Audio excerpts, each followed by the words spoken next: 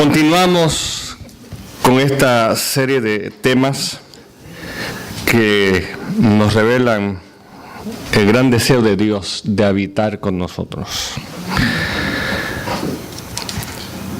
Hemos observado de que Dios tenía tanto deseo de habitar con su pueblo que mandó a Moisés a establecer un santuario que Moisés había de hacer de acuerdo al modelo que Dios le había de mostrar. Esta casa de campaña particular y especial era el objeto visible que comunicaba la presencia de Dios entre el pueblo. Hemos observado el ministerio del Tamid, ministerio continuo, de tarde y de mañana, el sacrificio del cordero que se hacía a favor del pueblo continuamente y cómo se ministraba la sangre de la víctima hacia el lugar santo ante el velo que separaba el lugar santo del santísimo en el altar de oro, el altar de incienso. Y ayer estuvimos observando el ministerio especial una vez al año, al final del año eclesiástico de Yom Kippur, día de expiación, cuando el santuario era purificado y renovado, restaurado para comenzar otra vez el ciclo del año. Esto ocurrió y este ministerio continuó por muchos siglos hasta que Babilonia vino al cuadro de la historia del pueblo. Y estudiamos el sábado pasado lo que ocurrió cuando Babilonia, dirigidos por el rey Nabucodonosor, destruyó el templo, el santuario que era un templo llamado el Templo de Salomón. Y después de tantos años vino a su fin ese ministerio. Ya no había ministerio de Tamid, ya no había el ministerio de día de expiación, ya no había sacerdotes que mediaban por el pueblo ante Dios, no había templo, no había nación judía, todo era una devastación y desolación. Ahora, si usted se pone a pensar en todo lo que significaba, y ahora tenemos una mejor apreciación de todo esto, lo que significaba este ministerio para el pueblo, ministerio del Tamid, del continuo, diario, cada mañana, cada tarde. Cuando el templo fue destruido, ya nada de esto se podía hacer. Esto era una devastación que no se pueden describir en palabras. Pero luego, después de 70 años de cautiverio en Babilonia, Dios cumple su promesa, trae la generación del remanente que quedó, que vienen y construyen un segundo santuario, segundo templo llamado el Templo de Zorobabel. Este luego, con el tiempo, es ya para el tiempo de Cristo, por el proyecto de remodelación de Herodes el Grande, recibió el nombre entonces de el Templo de Herodes, y es el templo del tiempo de Cristo. Así que llegamos entonces a la época del Señor Jesús, y ya no hay un tabernáculo, sino un santuario que es un templo hermoso, donde el pueblo tiene una larga tradición de practicar estos rituales. Y todos estaban al tanto de una profecía, la profecía de Ageo, en el capítulo 2, versículo 9, donde dice que la gloria postrera de esta casa, es decir, el segundo templo, será mayor que la primera, ha dicho Jehová de los ejércitos. Y daré paz en este lugar, dice Jehová de los ejércitos. Y la razón por qué esta segunda casa, que para el tiempo de Cristo se llamaba el templo de Herodes, porque este templo iba a ser mayor o más glorioso, no era por su apariencia exterior. Observamos el sábado que su apariencia exterior era inferior al primer templo. Pero este templo, hermanos, el templo del tiempo de Cristo, el templo, el santuario del Nuevo Testamento, había de recibir la visita del mismo Dios de la gloria de la Santa Shekinah. Por décadas, por siglos, por años, el pueblo solamente escuchaba el dabar. Otra palabra hebrea. Dabar es la palabra. El pueblo conocía a su Dios no por imágenes, porque Dios estaba en contra que se hicieran imágenes. El pueblo conocía a su Dios por la palabra. El profeta hablaba y el pueblo escuchaba y conocía de Dios por la palabra. Y llegó el momento y esa palabra que era Dios se hizo carne. Y mis hermanos, nos dice Juan en el capítulo 1, versículo 14, y aquel verbo fue hecho carne y habitó entre, ¿qué dice? Esta frase, habitó entre nosotros, en el griego, es literalmente que Él hizo tabernáculo entre nosotros. Esta es la razón por qué Dios mandó a Moisés a hacer un tabernáculo, un santuario, para Él habitar en medio. El mensaje era claro, Dios quería habitar y de una u otra manera Él lo iba a hacer a través de la presencia del Mesías que había de venir. Y cuando Cristo vino, Dios en carne, dice Juan el apóstol, y vimos su gloria. Gloria como del unigénito del Padre, lleno de gracia y de verdad. Hermanos, esa generación de judíos presenciaron la Santa Shekinah. Y muchos de ellos no se dieron cuenta. Lo que era imposible para los hombres hacer, de poder ver la gloria de Dios, solamente el sumo sacerdote y Moisés en raras ocasiones. Cuando Cristo vino, velado por su humanidad,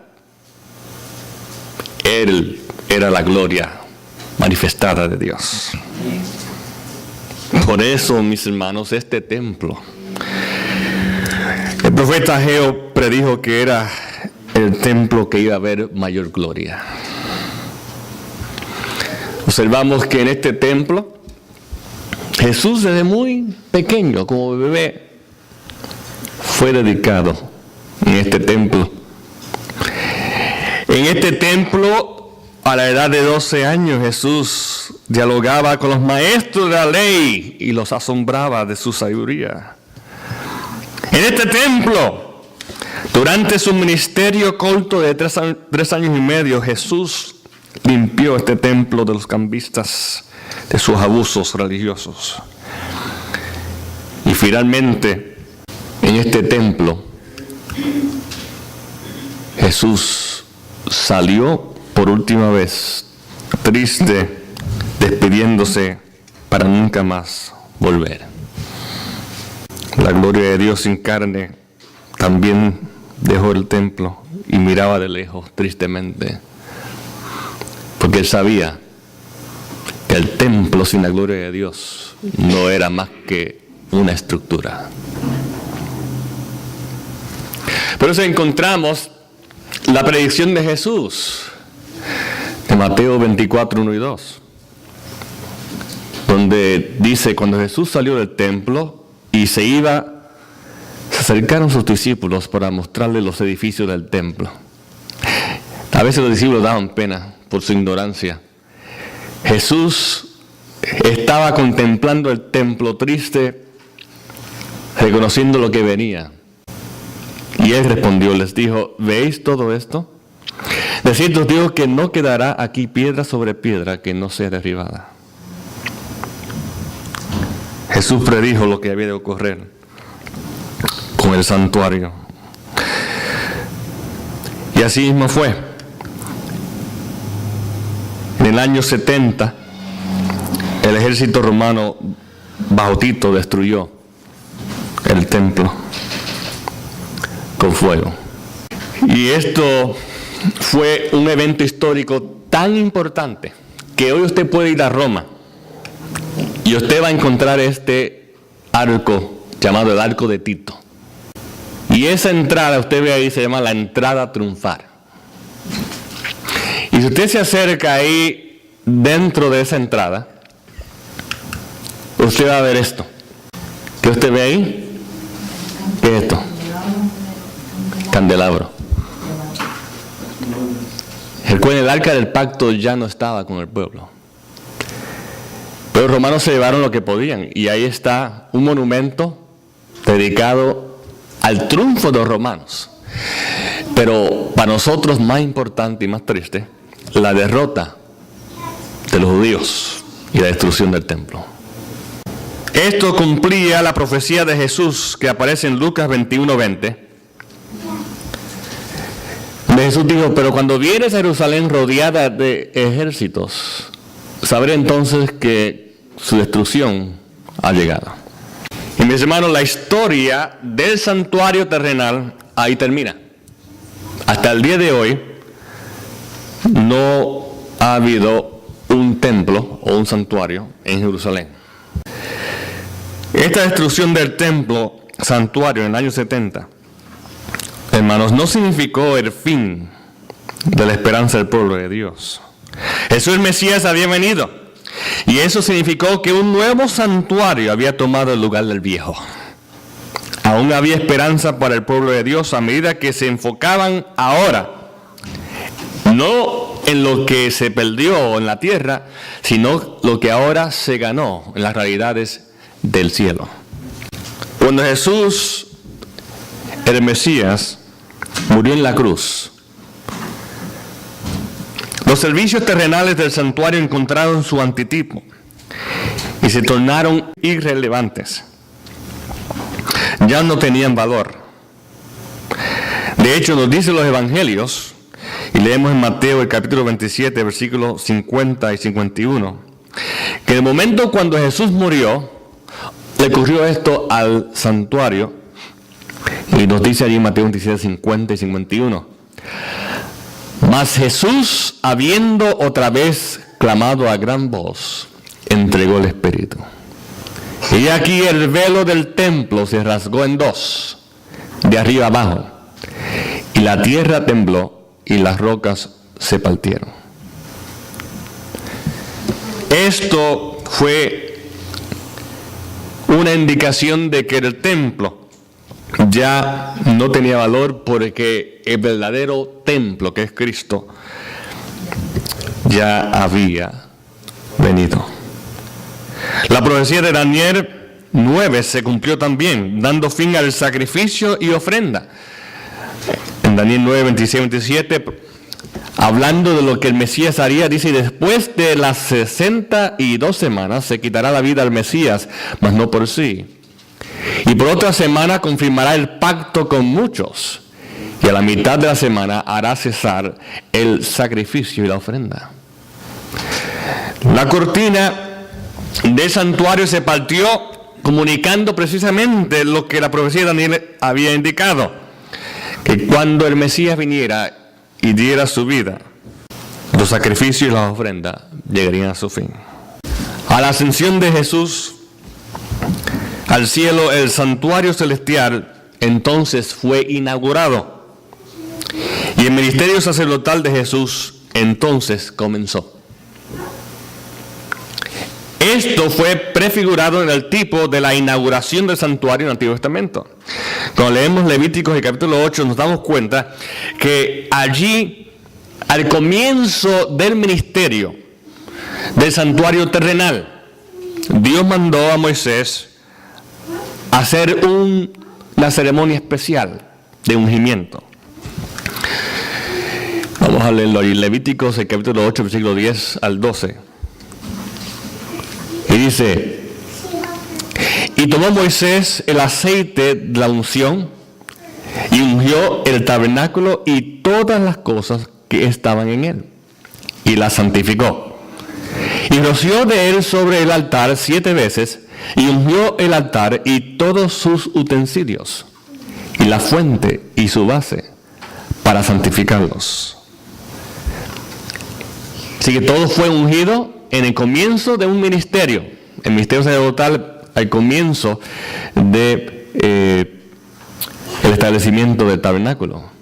Pero sigue diciendo en el versículo 12: y derramó Moisés del aceite de la unción sobre la cabeza ¿de quién? De Aarón. ¿Y quién era Aarón? ¿Pero qué era en relación al santuario? El sumo sacerdote. Y así que derramó del aceite de la unción sobre la cabeza de Aarón, el sumo sacerdote, y lo ungió para santificarlo. Esta es la inauguración del ministerio terrenal. Mis hermanos, esto que es el tipo, tuvo un cumplimiento en el antitipo, en la realidad del ministerio de Jesús. Cuando leemos en Hebreos el capítulo 10, versículos 19 y 20, hablando precisamente de esa inauguración celestial del ministerio de nuestro sumo sacerdote Jesús, dice estas palabras: así que, hermanos, teniendo libertad para entrar en el santuario por la sangre de Jesucristo, por el camino que Él nos consagró. Ahí está la palabra clave. Lo que Moisés hizo fue consagrar el tabernáculo y al sumo sacerdote. En el comienzo del ministerio, en la inauguración del ministerio del santuario terrenal. Hebreos, refiriéndose a eso, dice que en el cielo también hubo una consagración, el camino que Cristo ahora nos consagra para nosotros, nos consagró nuevo y vivo por el velo. Esto es por su carne. Así que cuando Cristo asciende al cielo, después de haber dado algunas indicaciones a sus discípulos, Jesús entra al lugar santo, al santuario celestial, y se presenta ante del Padre y comienza la inauguración. De hecho, esto cumple otra profecía en el mismo libro de Daniel, donde leemos: 70 semanas están determinadas sobre tu pueblo y sobre tu santa ciudad, para terminar la prevaricación y poner fin al pecado y expiar la iniquidad, para traer la justicia perdurable y sellar la visión y la profecía, y ungir, ¿qué dice? Al santo de los santos. La profecía indicaba no solamente que el Mesías iba a venir y morir, sino también que el ministerio celestial del santuario había de comenzar.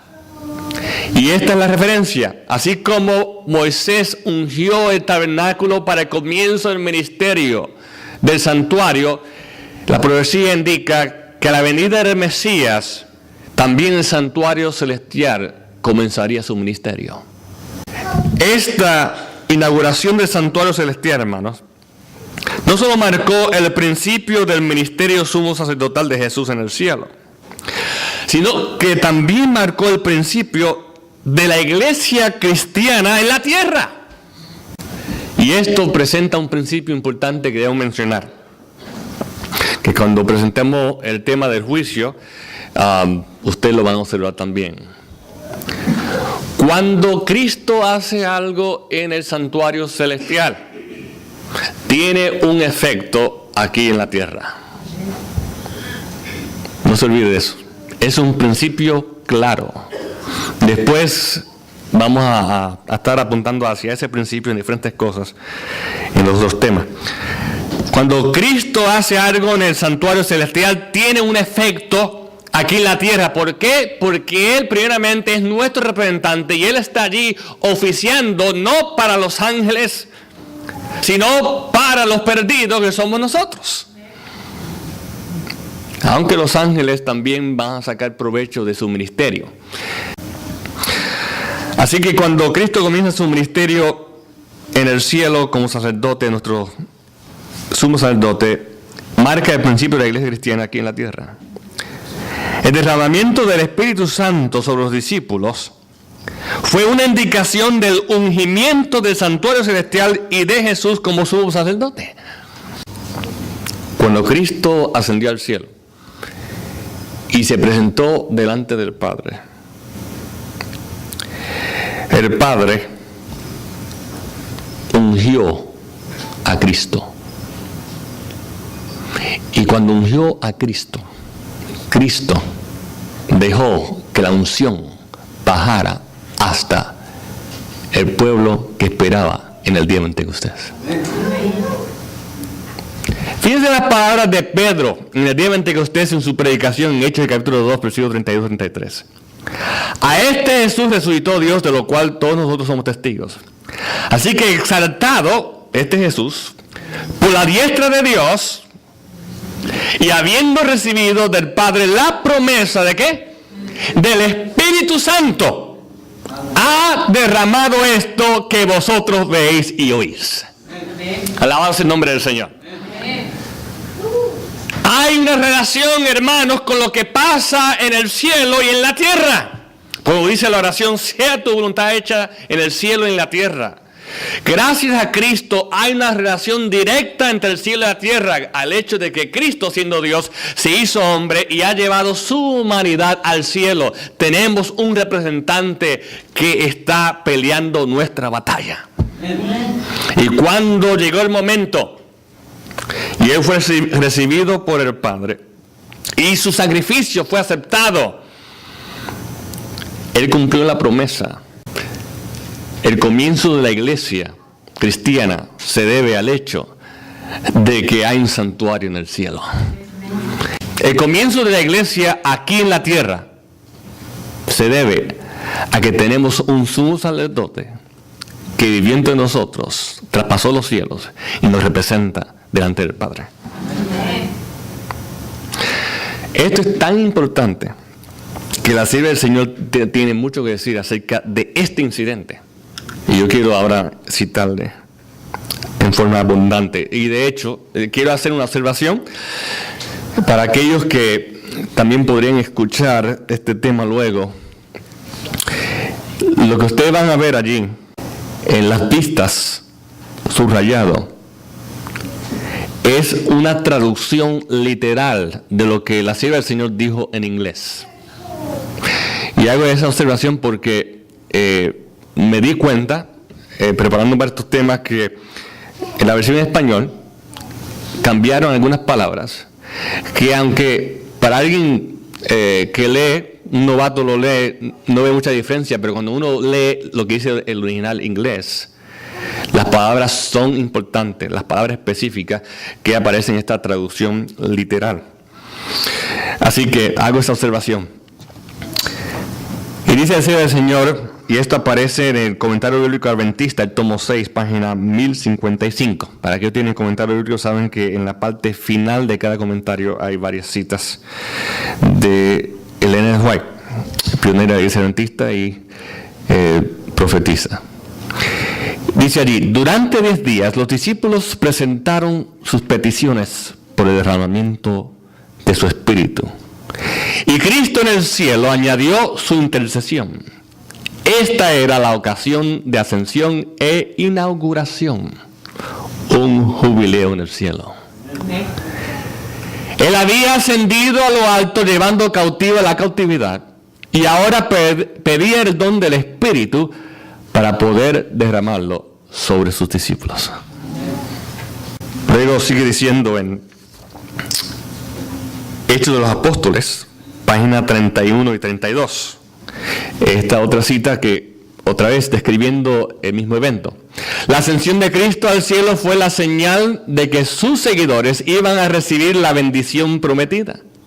Habían de esperarla antes de empezar a hacer su obra. Cuando Cristo entró por los portales celestiales, fue entronizado en medio de la adoración de los ángeles.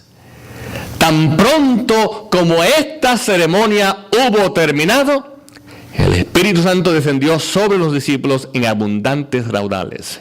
Y Cristo fue de veras glorificado con la misma gloria que había tenido con el Padre desde toda la eternidad. El derramamiento pentecostal era la comunicación del cielo de que la inauguración del Redentor se había cumplido. De acuerdo con su promesa, había enviado el Espíritu Santo del cielo a sus seguidores como prueba de que como sacerdote y rey había recibido toda autoridad en el cielo y en la tierra y era el ungido sobre su pueblo. Ahora en la nueva era del cristianismo tenemos un santuario aún y tenemos un sacerdote aún, pero nuestro santuario y nuestro sacerdote está en el cielo. Y este santuario fue levantado por el Señor. Nos dice la Escritura en Hebreos 8, 1 y 2. Ahora bien, el punto principal de lo que venimos diciendo es que tenemos tal sumo sacerdote, el cual se sentó a la diestra del trono de la majestad en los cielos, ministro del santuario y de aquel verdadero tabernáculo que levantó el Señor y no el hombre. Este santuario es el más grandioso y perfecto tabernáculo. Dice Hebreos el capítulo 9, versículo 11. Pero estando ya presente Cristo, sumo sacerdote de los bienes venideros, por el más amplio y más perfecto tabernáculo, no hecho de manos, es decir, no de esta creación. Fíjense el énfasis. Hay un santuario. ¿Cómo es? Bueno, dice que es amplio, es glorioso, es perfecto. Es algo que no nos podemos imaginar. Pero en el cielo hay un santuario y Cristo ministra allí a favor nuestro. Es el verdadero tipo que fue mostrado a Moisés. Hebreos el capítulo 9, versículo 24 dice: porque no entró Cristo en el santuario hecho de mano, figura del verdadero, sino en el cielo mismo, para presentarse ahora por nosotros ante Dios.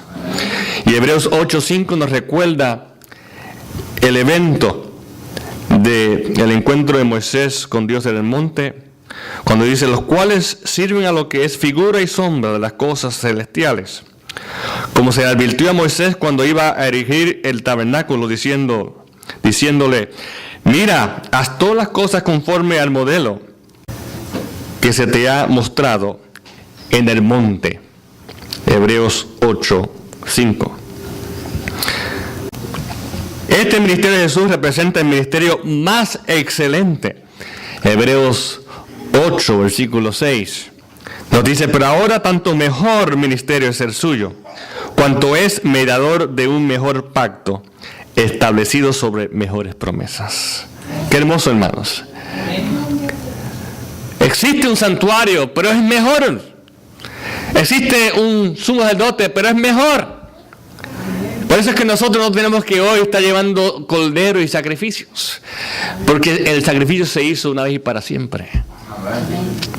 Por eso no tenemos que ir a un lugar geográfico específico para encontrarnos en un lugar específico con un mediador humano, sino donde quiera que estemos, miramos hacia el cielo y nos encontramos por fe ante la misma presencia del trono de Dios. Amén. Mis hermanos, Cristo intercede allí en el santuario y es de allí que Él juzga a su pueblo. Como sumo sacerdote, Jesús vive para interceder por su pueblo.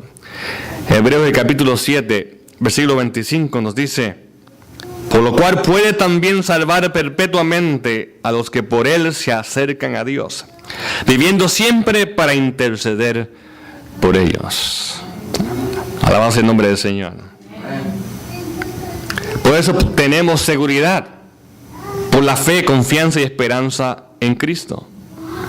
Hebreos 4:16 nos imparte esta esperanza cuando dice: Acerquémonos pues confiadamente al trono de la gracia, para alcanzar misericordia y hallar gracia para el oportuno socorro.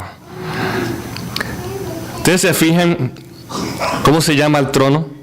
Dice que podemos acercarnos confiadamente al trono de la gracia. Esto es completamente en contraste a lo que se podía hacer en la antigua dispensación. El único que podía acercarse al trono, al arca del pacto donde Dios estaba presente, ¿quién era? El sumo sacerdote, y solamente una vez al final del año religioso, pero ahora gracias a Cristo en que Él tomó nuestra humanidad y ha traspasado los cielos y allí está delante del Padre en el trono mismo, representándonos. Nosotros estamos en Él y mis hermanos, no hemos estado como seres humanos más cerca que Dios que como estamos ahora en Cristo Jesús. Este es el mensaje que nos da el libro de Hebreos. Hebreos el capítulo 6, versículo 19, nos dice que la esperanza, la cual tenemos como segura y firme ancla del alma y que penetra hasta dentro del velo. Otra vez, un énfasis de accesibilidad. Tenemos acceso a Dios a través de Cristo. Amén. Con nuestro sumo sacerdote, en el día que se acerca, Jesús es el juez que está por nosotros. Está a nuestro favor. Yo creo que nosotros busquemos por un segundo en la Biblia, en Hebreos el capítulo 10, versículo 25. Hebreos el capítulo 10, versículo 25. Porque encontramos allí, mis hermanos, algo fascinante. Hebreos el capítulo 10, y vamos a leer desde el versículo 24. Y dice: y considerémonos unos a otros para estimularnos al amor y a las buenas obras, no dejando de congregarnos como algunos tienen por costumbre, sino exhortándonos, y tanto más cuanto veis que aquel día se acerca. Pues hermanos, el autor a los Hebreos está indicando que debemos como iglesia reunirnos y apoyarnos en el amor de Dios. Entonces da una razón que es típico lenguaje del santuario, y no es de sorprendernos porque estamos leyendo el libro de Hebreos. Dice, la razón que debemos apoyarnos en amor y congregarnos, pues si no hay congregación no hay iglesia. Y si no hay iglesia, negamos lo que nuestro sumo sacerdote está haciendo en el cielo. Él dice, congregaos, porque se acerca aquel día. La frase aquel día, para el judío, mis hermanos, no significa la segunda venida de Cristo. Para nosotros como gentiles que no vivimos en la antigua dispensación, nosotros pensamos, lo primero que nos viene a la mente cuando hablamos de aquel día es, pues aquel día que viene es el gran día del Señor, es la venida. Pero en la mente hebrea, en el lenguaje del santuario, aquel día que viene es el día de Yom Kippur. Y el día de Yom Kippur, o el día de expiación, es ¿qué? El día de juicio. El día de juicio. Así que, así como la mesa de los panes de la presencia representa la koinonía. Esta palabra no es hebrea, esta es griega. Representa la koinonía, que significa la comunión sagrada del Espíritu que hace posible que los hermanos vivan unos con otros. Esa mesa en el lugar santo, con los panes que representa la palabra de Dios que nos alimenta y nos exhorta y nos ayuda a seguir para adelante. El libro a los Hebreos, el autor, bajo inspiración, exhorta de que simbólicamente, es decir, en la manera como la mesa ministraba allí en el lugar santo, que nosotros busquemos alimentarnos de ese pan sagrado de Dios, congregándonos en la iglesia, porque aquel día del juicio se acerca. Mis hermanos, nuestro sumo sacerdote es nuestro juez. Dice el libro de Daniel, hablando de esto, en el capítulo 7, versículo 22. Y esta es la versión nueva versión internacional. Entonces vino el anciano y emitió juicio en favor de los santos del Altísimo. En ese momento los santos recibieron el reino. El juicio que Dios va a hacer en el cielo es un juicio a favor de sus hijos. En Hebreos el capítulo 10, versículo 30, encontramos también este lenguaje del juicio con relación al ministerio sacerdotal de Jesús, cuando dice: pues conocemos al que dijo, mía es la venganza, yo daré el pago, dice el Señor. Y otra vez, el Señor juzgará su pueblo. Gloria sea al Señor. Yo sé para nosotros, y esto es haciendo un puente para el tema que viene, del juicio. Pero para nosotros los gentiles, juicio siempre tiene una connotación negativa. Pero en la mente judía, el juicio era un momento reverente, solemne, pero también de gozo, porque se sabía que el sumo sacerdote que estaba oficiando estaba ministrando a favor del pueblo. Igualmente Jesucristo, nuestro Señor. Así que, hermanos, ¿qué aprendemos de esta nueva dispensación del santuario, donde nuestro sumo sacerdote Jesucristo está ministrando a nuestro favor? Que más que los mismos judíos que tuvieron un tabernáculo visible, nosotros como creyentes podemos acercarnos confiadamente al trono de la gracia. Amén.